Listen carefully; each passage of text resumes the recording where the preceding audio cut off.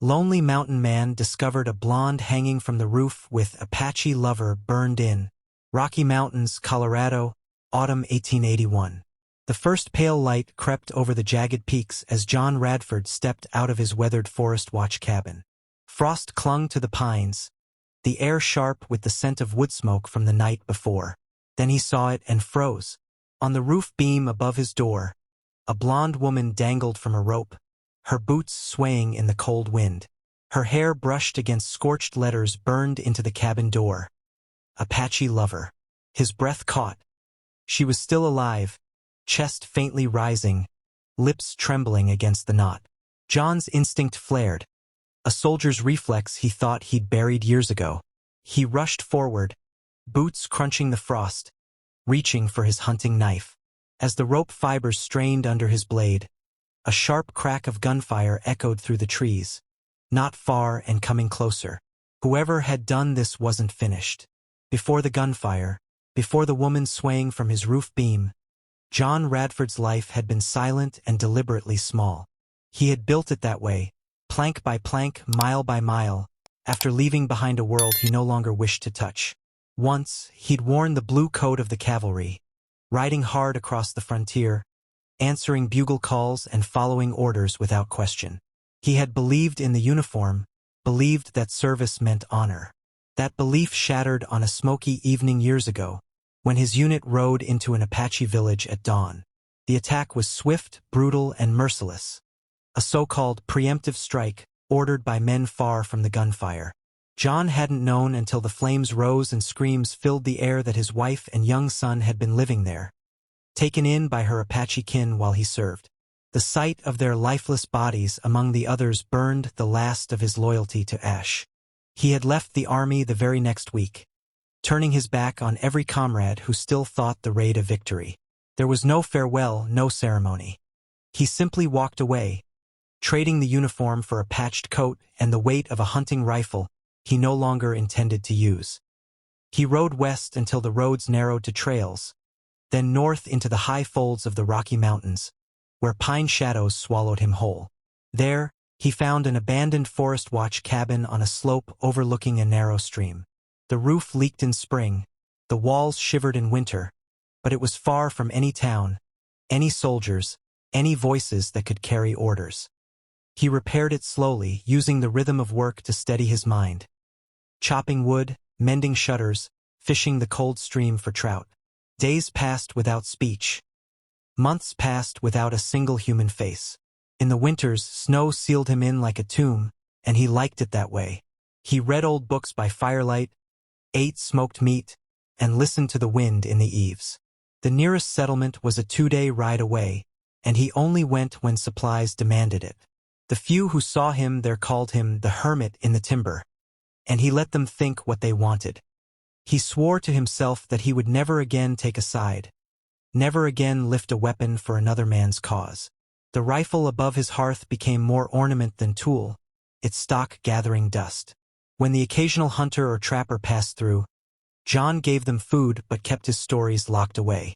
It was in this chosen solitude that the world came for him again. The morning had been shaping up like any other. A thin crust of frost glazed the ground, the peaks above wearing their early snowcaps. John had stepped outside to fetch water, mind still half asleep, when the impossible image seized him. The swaying body of a woman on his roof beam, pale hair catching the dawn light. Her boots twisted slowly in the breeze, and at first he thought she was gone. But then he saw her chest move, shallow but steady. The words burned into his cabin door stopped him cold. Apache lover. The letters were jagged, blackened into the wood by a hot brand, their edges still smelling faintly of char. John's pulse hammered. Whoever had put her there knew where he lived. That alone meant trouble, but the phrase told him more, trouble tied to a kind of hatred he'd seen before, the same that had slaughtered his family. The rope bit deep into her neck, the knot pulled tight under her jaw. He drew the knife from his belt and climbed onto the low porch roof, fingers numb from the cold. Sawing at the thick hemp, he felt the vibrations of her faint breath against the blade's motion. When the rope finally snapped, she dropped into his arms with a muffled gasp, heavier than she looked. He lowered her gently to the ground, his eyes scanning her face. Blood at the corner of her mouth, lashes rimmed with frost, skin mottled from lack of air. She tried to speak, but only a rasp came out. That's when the shot cracked through the forest. It wasn't close enough to hit, but close enough to carry the hard, deliberate sound of a rifle echoing through the ravine. John froze, then turned his head toward the eastern ridge. Another shot followed, then another, each one bouncing off the granite slopes. Someone was shooting for signal, not for kill, calling others in. He could almost see the pattern in his mind. A group moving through the trees, fanning out, hunting. And they were coming toward his cabin. His first instinct was to haul the woman inside, bar the door, and wait. But as he scooped her into his arms, something in him, the same something he'd buried years ago, told him waiting would only bring the danger closer. Whoever strung her up like a warning wouldn't leave without making sure she was dead. He carried her through the door, laid her on the cot by the fire, and pulled a wool blanket over her. The woman's eyes fluttered open for an instant, locking on his, and in them he saw neither fear nor confusion, only exhaustion, as if she'd been running for a very long time. John stood there, the echo of gunfire fading into the pines, and realized that whatever oath of peace he'd made to himself had just been broken. John's hands moved with an efficiency born from another life, though his mind fought to slow them, to resist the pull of habit. He hadn't tended to another human being in years, let alone one dropped into his world by such violence. The cabin smelled of pine smoke and boiled water. The flames on the hearth hissed as a green log caught and smoldered. The woman lay on his cot, hair spilled across the wool blanket in a tangle of pale gold streaked with dirt and ash. Her lips were faintly blue, but each breath came steadier than the last. The rope burns along her neck were raw and cruel, dug deep into the skin in ugly, raised welts. John soaked a strip of flannel in warm water and pressed it gently against them. She flinched, eyes opening to slits, revealing irises the pale green of spring willow leaves. "You're safe," he said, voice rough, brittle from years of disuse. His tone was more statement than comfort. Her gaze swept the cramped room, the rifle mounted above the hearth, the shelves lined with jars of preserved meat, the narrow windows that looked onto the pines. "How far from town?" she rasped. 2 days by horse," John said. "Too far for a quick chase. Close enough for trouble." Her lips parted, drawing in a shallow breath. "Don't take me back." He didn't answer right away. He didn't promise either. The next hour passed in silence, broken only by the wind against the shutters and the occasional soft groan from her throat.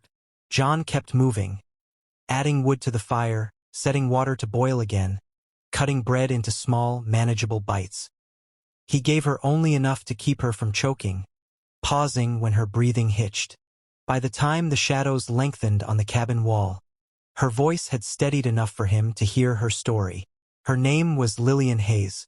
The name rang a faint bell, not from any direct meeting, but from snatches of conversation overheard in town during his rare supply trips.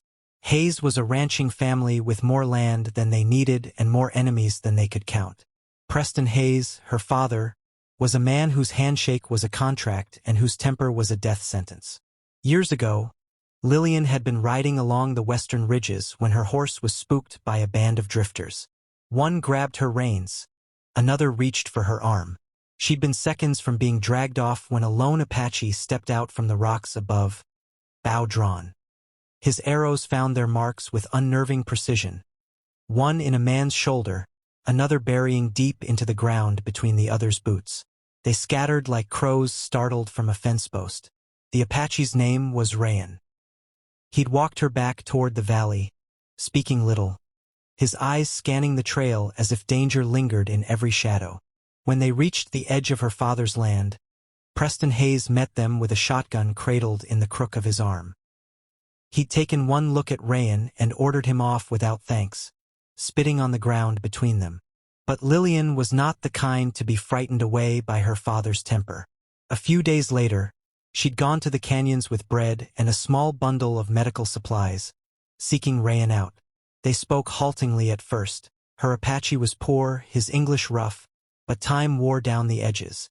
She learned the plants of the high desert, the old songs sung under starlight. He learned the stubborn cadence of her voice, the way she laughed without apology. The peace they built was fragile, and it shattered when Preston discovered it.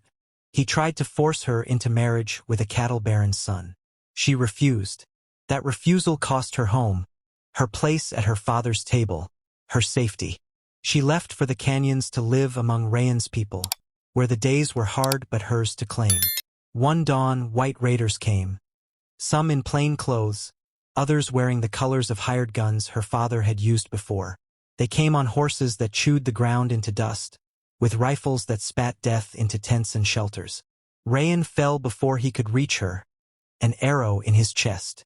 She'd been dragged away over his body, wrists bound, vision narrowing until the burning village became a blur of smoke and screams.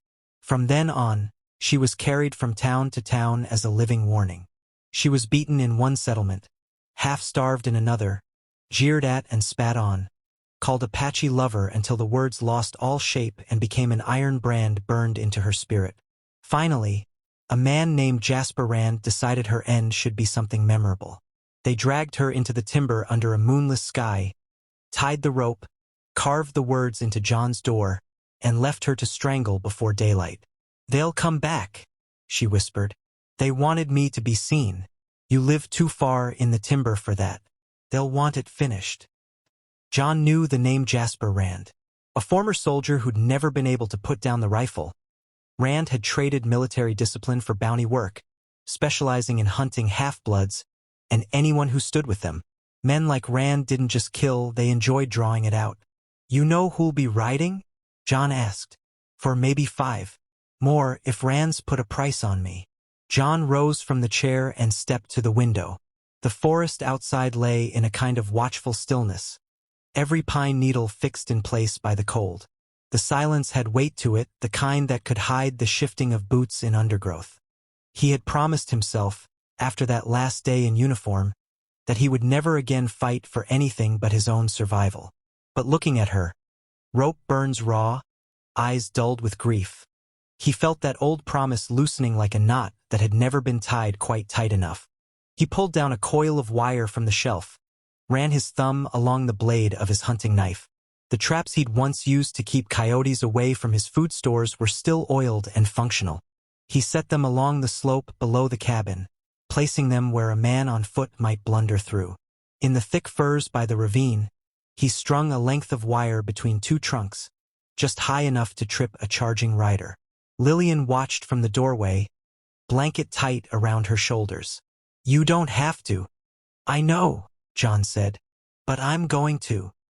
By the time the sun dipped behind the peaks, the cabin was as ready as it could be. Inside, the fire was banked low to hide its glow. John stacked a neat pile of split logs just in case the night stretched long. From the drawer beneath his workbench, he took out a small pistol. Not much use at a distance, but deadly enough if a man came too close, and pressed it into Lillian's hands.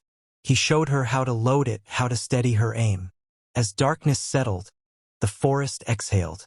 Then, faint and far off, came the sound of a horse's whinny, followed by the soft jingle of tack. John's shoulders tensed. Through the narrow slit of the curtain he saw the flicker of torchlight. Shadows swayed between the trees, growing larger with each step. 3 riders emerged first, then 2 more behind them, just as Lillian had guessed. They halted just short of the clearing in front of the cabin. One man swung down from his horse, raising a torch high. "Radford," the voice boomed across the clearing, deep and sure. "You've got something belongs to us." John stood just inside the door, rifle in hand. "You send her out," the man called, "and we'll let you live out the winter. Keep her, and we'll burn this shack down with both of you in it." John's thumb brushed the rifle's safety. It had been years since he'd fired at anything human, but the weight felt natural, not as a soldier's weapon, but as a man's choice. "Not yours to take," he said, his voice carrying into the dark. A pause. Then the man laughed, low and ugly. "Suit yourself." Boots hit the ground. Torches swayed forward. Then the sharp snap of a wire pulled taut. One man pitched forward with a curse, crashing into the dirt. Another yelped as steel jaws bit into his shin, the trap's chain rattling as he fell. Gunfire cracked, splintering the cabin's logs. John dropped to one knee, working the rifle's bolt with practiced ease. His first shot took the torch from a rider's hand, plunging half the clearing into darkness. The second bit into the earth at another horse's feet, sending the animal rearing and its rider tumbling hard. Lillian stayed where he'd told her, pistol gripped tight, her eyes fixed on the door. It wasn't over. Not yet. But John Radford knew, as he chambered the next round, that for the first time in years he wasn't running from the fight. He was walking straight into it. The clearing dissolved into chaos. Torches swung in erratic arcs, spilling gold light over the frost, while shouts crashed against the walls of the cabin like breaking waves. One of Rand's riders was writhing on the ground. His boot caught fast in John's steel trap, the iron teeth clamped deep into his shin. Another man, clothes tangled in the tripwire, had fallen so hard his hat rolled into the firelight. Horses bucked and stamped, their nostrils flaring steam into the frigid air, hooves striking sparks against frozen stone. John pressed his shoulder into the window frame, the rifle braced in the crook of his arm. His breathing was slow, deliberate, just as it had been in the army. Only now, every shot was his own choice. A shadow darted between trees. He fired, splintering bark inches from the man's shoulder. Not a kill, but a warning. He wasn't here to waste bullets. "Hold your line!" A voice roared from the dark. Rand. John didn't have to see his face. The tone was all there, commanding, certain, the kind of voice men were taught to obey. Lillian stayed crouched near the hearth, both hands tight around the pistol, her body still except for the slight rise and fall of her shoulders. Her eyes never left the door. She didn't look like someone who'd been half dead an hour ago. She looked like someone who'd decided she was done being prey. A shot blew out the side window, spraying John with glass. He dropped below the frame, then crawled along the wall until he reached a gap in the logs. Through it, he saw a rider circling toward the ravine, one of them trying to flank. "Left side," he called. Lillian pivoted without hesitation. The pistol barked once, the recoil jolting her arm. Somewhere in the trees, a man cursed and stumbled, crashing into the undergrowth. John used the moment to grab the lantern from its hook. He doused the flame in the bucket by the door, plunging the cabin into near darkness. Only the faint red glow of the banked fire remained, enough to see by but not enough to make easy targets. Outside, Rand's voice came again, closer now. "Radford, you give her up, and maybe I let you walk away. Keep her, and we'll make sure you don't see another sunrise." John steadied his rifle against the wall. "That line work on every scared prospector you hunt down, 'cause I'm not them." A pause. Then the slow, humorless laugh of a man who enjoys the kill more than the bargain. "Didn't think you had it in you to take a side again. Guess we'll burn it out of you." The smell of kerosene hit John's nose before he spotted the torch. A man stepped into the open, arm cocked to throw. John fired. The torch spun through the air, hit the ground short of the porch, and died in a hiss of steam. The gunshot gave him away. Bullets punched into the logs, one splintering inches from his head. He rolled aside, feeling the hot sting of a cut open along his jaw. Then the pounding began. Boots thundering up the porch steps, shoulders slamming into the door. The first impact rattled the hinges. The second cracked the frame. Lillian moved fast, shoving the small table against the door and wedging the bench behind it. "They'll be through in minutes," she said. "Then we make those minutes count," John replied. The next shove sent the door bowing inward. A hand shoved through the gap for the latch. Lillian fired. The man's howl cut off in a grunt, and his arm vanished. John grabbed the old spare rifle from the corner. It was lighter than his main one, worn from disuse, but the loading motion came back to him in a heartbeat. He fired through the cracked frame, low and wide, forcing the men back off the porch. For a few moments, the clearing became a standoff. Rand's voice rang out in sharp bursts, ordering his men into position. John tracked the crunch of boots circling wide, the heavy snap of branches breaking under careless feet. Somewhere off to the right, a horse screamed. One of his tripwires had found its mark. Then came the quiet, not the kind that follows retreat, but the kind that signals something worse. John slid to the far window and risked a glance. There he was, Jasper Rand, tall and broad-shouldered, his hat pulled low, speaking to a man kneeling by a saddlebag. In the kneeling man's hands was the metallic glint of something John hadn't seen in years. Dynamite. He turned to Lillian. "They're going to blow the wall." Her face paled, but only for a moment. "The bridge," she said. "Over the ravine. It's old. We can take it down and cut them off." John waited. Stay, and they'd be splinters before dawn. Go, and they risked being caught in the open. But there wasn't really a choice. "On my word, you run," he said. "Stay low." He slung his main rifle, grabbed a hatchet from the wall, and kicked open the back door. Cold air knifed into the cabin, stinging his lungs. The slope to the ravine was steep and treacherous, but they half slid, half ran, boots kicking frost into the air. Shouts rose behind them. A gun cracked. Bark exploded near John's head. He kept himself between Lillian and the fire, feeling the burn of a near miss along his shoulder. They reached the bridge. A sagging span of logs and rope, slick with frost, its planks groaning under its own weight. John swung the hatchet into the nearest rope. Fibers frayed, then snapped with a dry pop. Lillian, armed only with a broken branch, attacked the other side, striking again and again despite the shots tearing into the planks around her feet. Another swing and the last rope gave. The bridge sagged, groaned, then tore free entirely, collapsing into the ravine in a thunder of splintering wood and snapping hemp. The crash echoed off the walls, rolling out into the night like cannon fire. Shouts erupted from the other side, frustration, curses, boots scraping against rock as Rand's men skidded to a halt. John looked at Lillian. Her breath streamed white in the moonlight, but her eyes were alive, fierce. "Now," he said, "we make them come the hard way." They climbed back toward the cabin. The gunfire had gone distant, dulled by the barrier of the ravine, but John knew it was only a pause. Rand wasn't the kind to give up after a single setback. And neither, John realized, was he not anymore. The climb back to the cabin was slower than the dash to the bridge. The slope bit at their boots, forcing them to haul themselves upward with hands gripping roots and rocks. John's breath burned in his chest, but he forced his legs on, keeping one eye on the path ahead and one ear tuned for the sound of pursuit. The ravine had bought them time, not safety. Rand's men would find another way across before long. Men like Rand didn't stop because a trail was hard. They stopped only when the target was in the ground.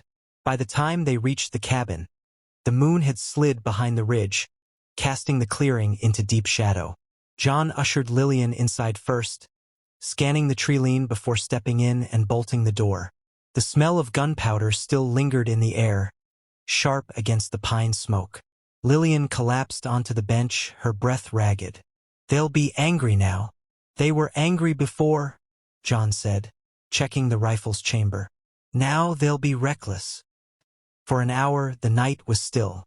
It was the kind of silence that could lull a man into thinking the danger had passed. But John knew better. He'd seen this in the army.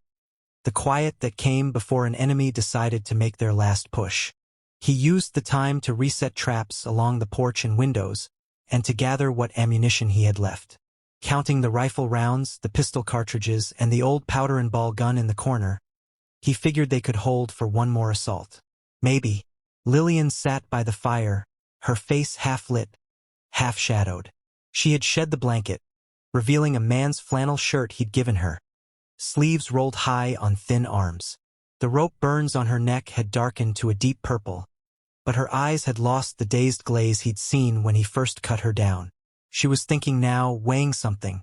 "They're not just here for me," she said at last. "Rand's been hunting anyone who speaks against him. The only reason I'm still alive is because my father wanted me made into an example first." John glanced over. "Your father and Rand work together?" Her mouth twisted. "Rand works for him. Always has. even before Rayan. My father used him to handle the kind of work he didn't want seen. The burning of villages, the silencing of witnesses. Rayan's death wasn't a rogue raid, it was ordered. The words landed heavy in the room. John didn't answer right away, because the truth in her voice didn't surprise him. He'd long ago stopped being surprised by the cruelty of powerful men. What I don't understand, Lillian continued, is why Rand's here himself. He's too careful for that. Unless... She stopped, then looked up at him sharply. Unless he thinks you have something to tie him to it. John thought of the carved words on his door. Apache lover. He thought of the brand marks in the wood, the jagged edges of the letters. His mind jumped to an image from years ago. A burned fence post outside a raised settlement, marked with almost the same hand. Maybe I do, he said slowly. Just not the way he thinks. The first shot came without warning. A crack from the trees, the bullet smacking into the cabin wall just left of the window. John ducked, rifle raised. The night exploded again. Gunfire raked the walls, splinters flying. Shadows moved between the trees, staying low, advancing in bursts. John fired back, each shot measured, aimed to keep them pinned rather than waste the precious rounds. One man broke from cover, charging across the clearing with a torch. He made it halfway before his foot slammed into one of John's hidden traps. The torch flew from his hand, spinning in an arc before landing in the frost. The man's scream cut across the noise, high and desperate, before it was swallowed by the gunfire. Lillian crouched by the hearth, reloading the pistol with steady hands. When another shadow broke from the dark, aiming for the porch, she fired twice. The first shot wide, the second hitting home. The man dropped hard, skidding in the frost. More on the right, she called. John swung the rifle, catching a glimpse of a figure near the woodpile. He squeezed the trigger, the man spun and fell out of sight. Minutes stretched into what felt like hours. The air inside the cabin grew thick with smoke and the acrid tang of burned powder. Both of them were sweating despite the cold, their movements running on grit and stubbornness alone. Then, all at once, the gunfire stopped. John froze, listening. The silence pressed in, broken only by the rasp of their breathing and the crackle of the fire. Somewhere out in the dark, a horse shifted its weight. "They're pulling back," Lillian whispered. "No," John said. "They're getting ready." The sound came first as a low murmur, voices in the trees, too far to catch the words. Then a single, steady footstep on the frost. Another, and another. Rand emerged into the clearing like a man walking into his own parlor. He carried no torch, only the faint gleam of moonlight on the barrel of the rifle slung across his back. 3 men came with him, spread wide, their eyes locked on the cabin. "Radford," Rand called, his voice carrying smooth and clear. "I'll give you one last chance. Send her out and we're done here. You keep her, and not even God himself will hear you scream." John stepped to the doorway, rifle in hand, but didn't raise it. "You've already had my answer." Rand tilted his head. "Shame. You and I aren't that different, you know. We've both done what had to be done to survive. Only difference is, I don't pretend it makes me noble." "You kill women and children," John said flatly. "You call that surviving? I call it cleaning the frontier." The words hung there, thick as smoke. John could feel Lillian's stare from behind him, her silence taut with fury. Rand took one slow step forward. "Last chance." John's finger brushed the trigger. "You've had it." The clearing erupted again. Rand's men fanned out, firing from the hip. John ducked and returned fire, his shot punching into the chest of the man on the left. Lillian dropped low, firing the pistol through the narrow gap in the bench she'd braced at the door. One of Rand's men stumbled back, clutching his side.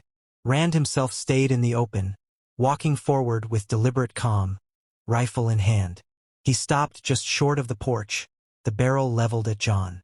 Then Lillian's voice rang out. Not to John, but to the trees. "You want the truth, Jasper? Tell them who paid you to burn the village." Rand's jaw tightened, but his aim didn't waver. "Tell them it was Preston Hayes," she shouted. her voice cutting through the chaos. "Tell them my father bought you with blood money and told you to kill the man I loved." From the shadows, one of Rand's own men hesitated. Another glanced at him. "You shut your mouth," Rand snarled. John fired. The shot took Rand's hat clean off, the crack loud in the night air. "Looks like they don't believe you as much as you think," he said. The hesitation spread like a spark in dry grass. One man lowered his rifle, muttering under his breath. Another took a step back. Rand turned on them, fury snapping in his voice. "Pick your side." John raised his rifle again, his voice even. "They already have." Rand's men broke first. Two turned and vanished into the trees, another dropping his weapon where he stood. That left Rand alone in the clearing, his breath steaming in the cold. He took one step toward the porch and John fired. The shot hit the dirt at Rand's boots, sending him stumbling back. "This isn't over," Rand growled. "It is tonight," John said. Rand backed into the trees, the darkness swallowing him. The sound of hoofbeats faded into the night. The cabin was quiet again. John lowered the rifle, feeling the ache in his arms now that the adrenaline was bleeding away. Lillian slumped against the wall, the pistol still in her lap. "They'll come back," she said.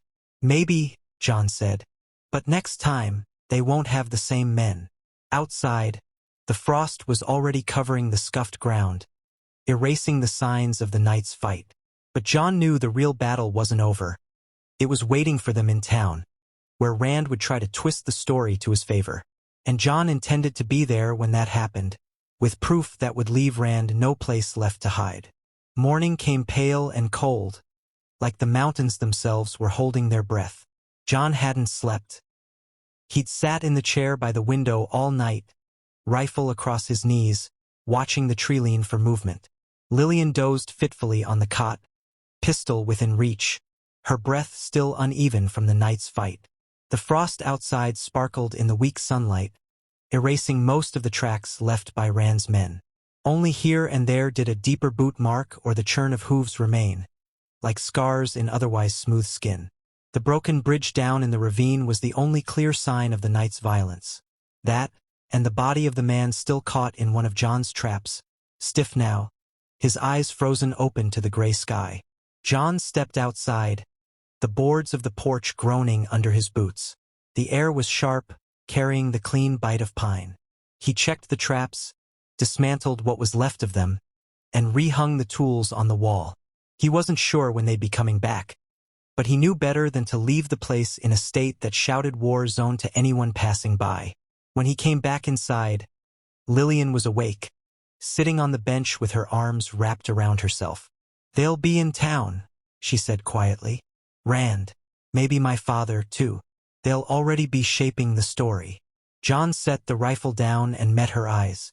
"Then we need to get there before they finish shaping it." They left by mid-morning. The trail to town wound through the timber, then dipped into a narrow valley before climbing again into open country. The sun was bright, but its warmth was thin, barely reaching the frost still clinging to the grass in shaded hollows. John rode ahead, eyes scanning the ridges. Lillian followed close behind, her back straight in the saddle, though he could see the tension in her shoulders. Neither spoke much. Both knew there were likely eyes watching from somewhere in the hills. By noon, the first rooftops of town came into view, clustered along the single muddy street that ran between the saloon, the general store, and the sheriff's office. Even at a distance, John could sense the hum in the air. People moving faster than usual, voices carrying sharp in the cold. When they rode in, heads turned. Conversations broke off mid-sentence. A woman on the boardwalk outside the store froze with her basket half-filled. Two men leaning against the hitching rail straightened.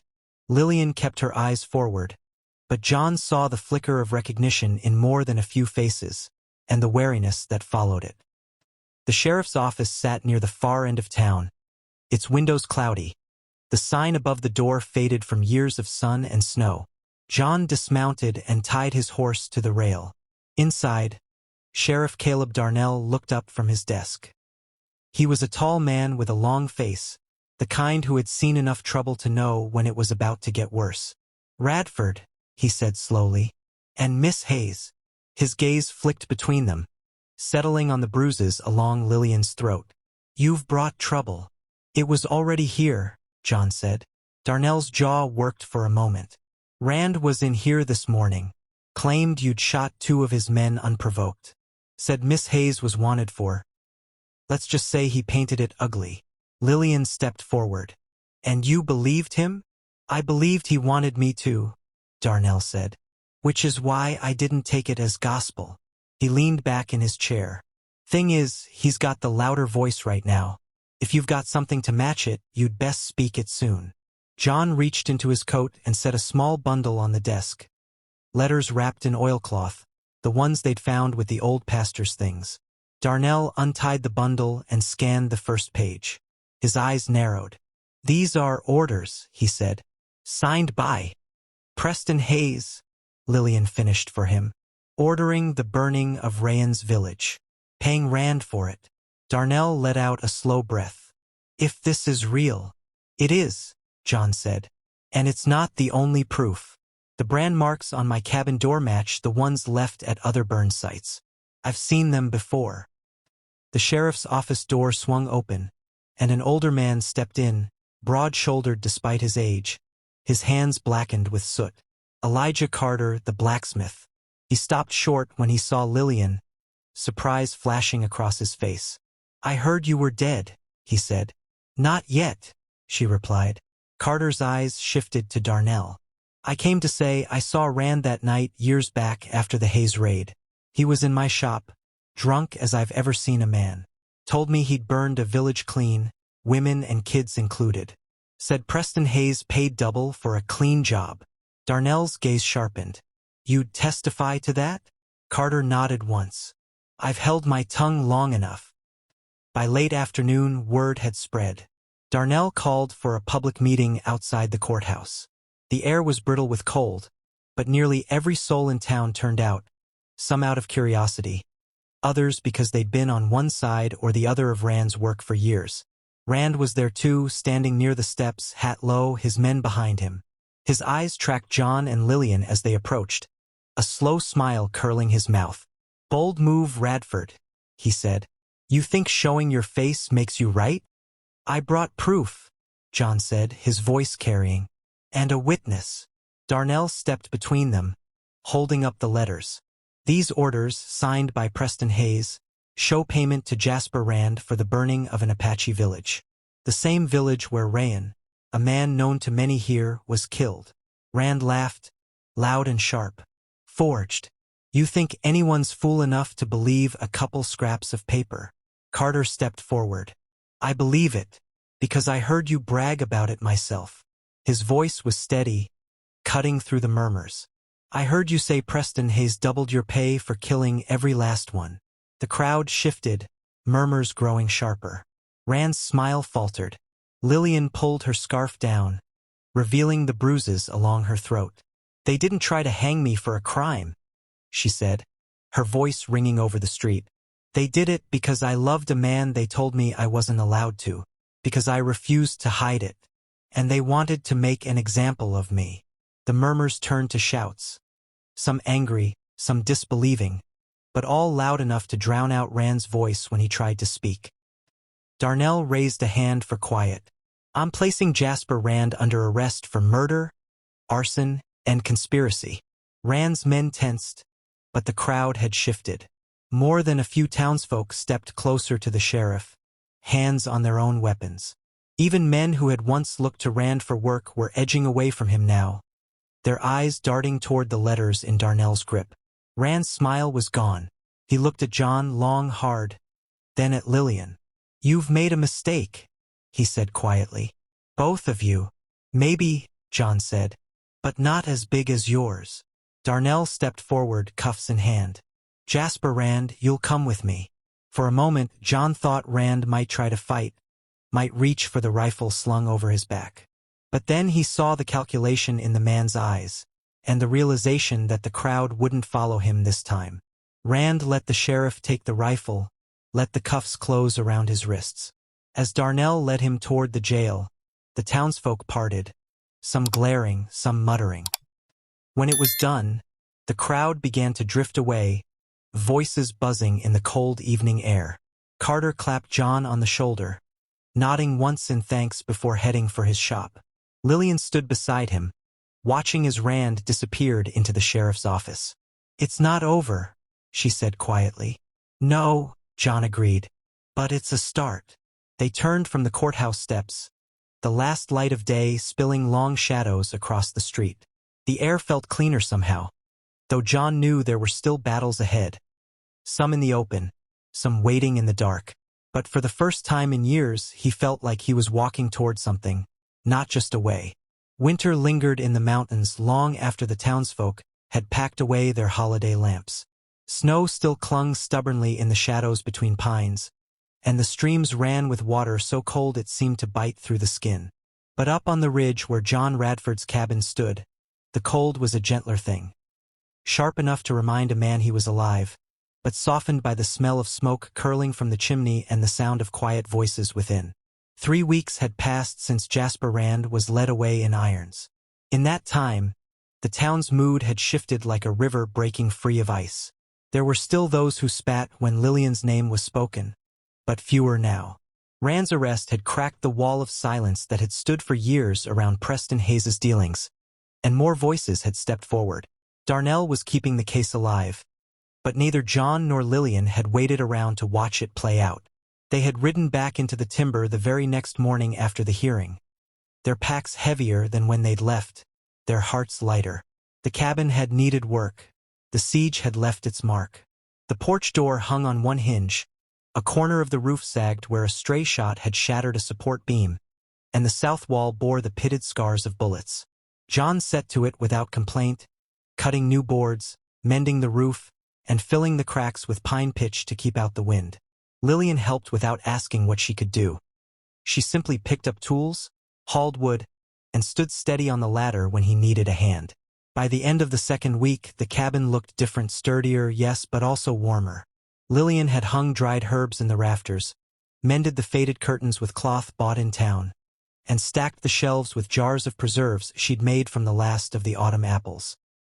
It was on a morning in late January, with the sun just beginning to warm the ridge, that the first stranger came. A boy, maybe 16, riding a thin bay mare up the trail. His face was hollow, his coat patched at the elbows, and he flinched when John stepped onto the porch. "I heard," the boy said after a long pause, "that you help people who don't have anywhere else." Lillian appeared in the doorway behind John. "Who told you that?" The boy glanced over his shoulder, as if afraid someone had followed him. "A blacksmith in town. Said if I kept going north, I'd find a cabin. Said I'd be welcome." John studied him for a long moment, then stepped aside. "Come in before you freeze." The boy dismounted awkwardly, leading the mare to the small lean-to John had built for his own horse. When he came inside, he stood just inside the door, eyes darting between them. They didn't ask right away what he'd run from. In time, he told them. A stepfather's fists, a sheriff who looked the other way, a choice to leave rather than swing back and end up on the gallows. John listened without judgment. Lillian poured the boy a mug of coffee and set a plate of bread and smoked venison in front of him. By nightfall, the boy's mare was stabled, and his bedroll was laid near the fire. He left 3 days later, headed west with supplies in his saddlebag and enough coin for the next leg of his journey. He didn't say thank you in words, but the way he gripped John's hand before mounting was thanks enough. They didn't set out to make the cabin into a refuge. Not exactly. It simply happened. Word traveled along the quiet trails, passed between trappers, peddlers, and those who'd learned to listen for such things. By February, a pair of sisters arrived, one of them limping badly from an old injury. In March, a man came carrying a child who never spoke above a whisper. None stayed forever, but each left with a little more than they'd come with. Food, shelter, and the knowledge that there were still places where you could knock on a door and not be turned away. Through it all, John and Lillian lived without the formalities the world seemed to demand. There was no wedding, no shared name, no papers filed in a courthouse. But in every way that mattered, they had built a life together. They spoke little of the past. When Rayan's name came up, it was in quiet moments. When the wind carried the smell of rain, or when Lillian caught sight of a wildflower he'd once taught her to find. John never offered empty comfort. He listened, and that was enough. She, in turn, never pressed him about the things he had seen in uniform. Some nights he woke with his hands clenched, the ghosts of old orders echoing in his ears, but the sound of her breathing beside him steadied the world again. Spring came slow to the mountains. Snow melted first in the open meadows, then along the edges of the stream that ran past the cabin. The grass returned in a deep, rich green, and the first wild blue flowers bloomed beneath the windows. Lillian took to gathering them in the mornings, filling small jars and setting them on the sill so their scent drifted through the cabin. One evening, as the sun slid low and the air smelled of thawing earth, John sat on the porch carving the handle of a new knife. Lillian was beside him, mending a torn sleeve from one of the travelers who had left that morning. "You ever think," she said after a while, "about leaving here for good? Just going somewhere the past can't find us?" John's knife paused over the wood. "I used to think that's what I was doing when I came here, hiding from it, but the past doesn't care about miles." He glanced at her. "Now I figure it's better to plant something worth keeping, even if the past walks right up to your door." She smiled faintly. "I guess that's what we've done here." "That's what you've done," he said. Her eyes softened, but she didn't argue. By late May, the cabin was nearly unrecognizable from the place it had been when John first found it years ago. The repairs were solid, the roof tight against the rain, the lean-to expanded to hold more horses. Inside, the shelves were stocked with food enough to last through winter, and the hearth had a wide new stone base John had built himself. The changes weren't just in the building. John carried himself differently now. Less like a man bracing for the next blow, more like someone who'd decided he could take it and keep standing. Lillian laughed more easily, her voice losing the guarded edge it had when they met. The world beyond the ridge still had its cruelty. There were still men like Rand and Preston Hayes out there. But here, in this small pocket of the Rockies, they had carved out a space those men couldn't touch. One morning in early June, John woke to find the porch crowded with boots and gear. 2 men and a woman who had arrived in the night, sleeping in the lean-to because they hadn't wanted to wake the household. They were headed east, running from debts they said weren't fair. John gave them breakfast. Lillian packed their saddlebags with dried apples and smoked fish. When they rode off, the trail was bright with morning light, the peaks standing sharp against a sky just starting to turn summer blue. John stood watching until they were gone, then felt Lillian's hand slip into his. "We've turned this place into something," she said. "We have," he agreed. "And as long as we're here, it'll stay that way." By midsummer, the cabin had become more than a refuge. It was a mark on a map that didn't exist, a place spoken of in low voices, passed along to those who needed it. No one asked for names. No one asked for payment. The only rule was respect for the roof you slept under and the people you shared it with. In town, some still muttered about the mountain hermit and the Apache lover.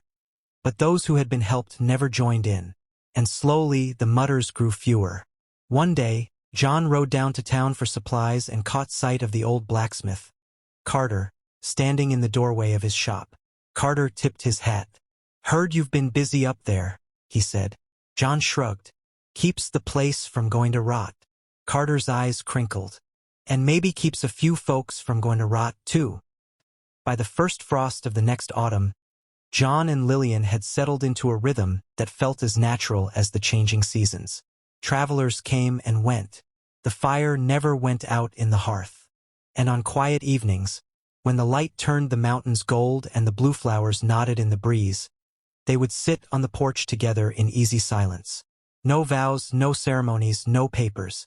Just 2 people who had chosen to stand in the same place, day after day, against the world. And in that place, under that roof, there was peace. The kind neither of them had ever thought to find, and the kind they now guarded with everything they had. Because out there, peace was a rare thing. But here it was home.